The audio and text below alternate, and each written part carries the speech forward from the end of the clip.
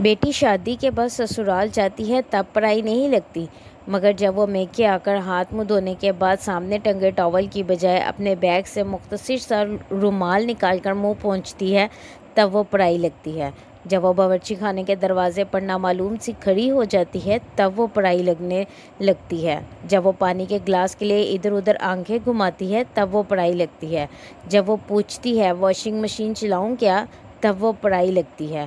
جب میز پر کھانا لگنے کے بعد بھی برتن کھول کر نہیں دیکھتی تو تب وہ پرائی لگتی ہے۔ جب پیسے گنتے وقت اپنی نظریں چراتی ہے تب وہ پرائی لگتی ہے۔ جب بات بات پر غیر ضروری کہکے لگا کر خوش ہونے کا ڈرامہ کرتی ہے تب وہ پرائی لگتی ہے، اور لوٹتے وقت اب کب آئے گی کے جواب میں دیکھیں کب آنا ہوتا ہے یہ جواب دیتی ہے تب ہمیشہ کے لیے پرائی ہو گئی ایسا لگتی ہے۔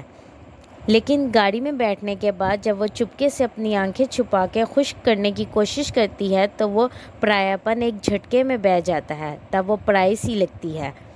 کچھ نہیں چاہیے میرا میکا سجائے رکھنا، کچھ نہ دینا مجھے صرف محبت برقرار رکھنا، پاپا کے اس گھر میں میری یاد بسائے رکھنا، بچوں کے ذہن میں میرا مان برقرار رکھنا، بیٹی ہوں ہمیشہ اسی گھر کی، یہ اعزاز سجائے رکھنا۔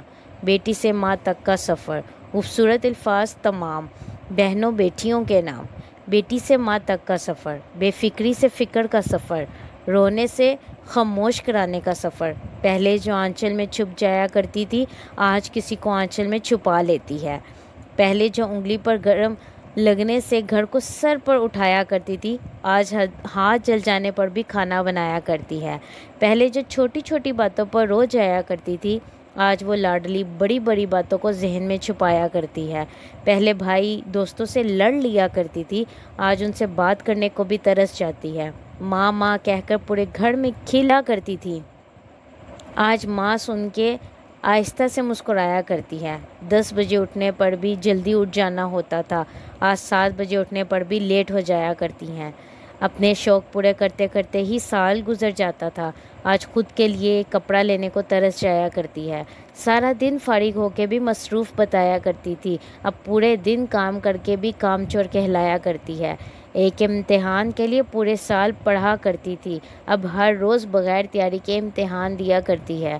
نہ جانے کب کسی کی بیٹی کسی کی ماں بن گئی، کب بیٹی ماں کے سفر میں تبدیل ہو گئی، کچھ نہیں پتا، کچھ نہیں پتا، کچھ نہیں پتا۔ تمام بہنیں بیٹیاں مجھے بھی اپنی دعاؤں میں یاد رکھیں۔ اللہ تعالیٰ ہر بہن بیٹی کا نصیب اور مقدر اچھا کرے، آمین۔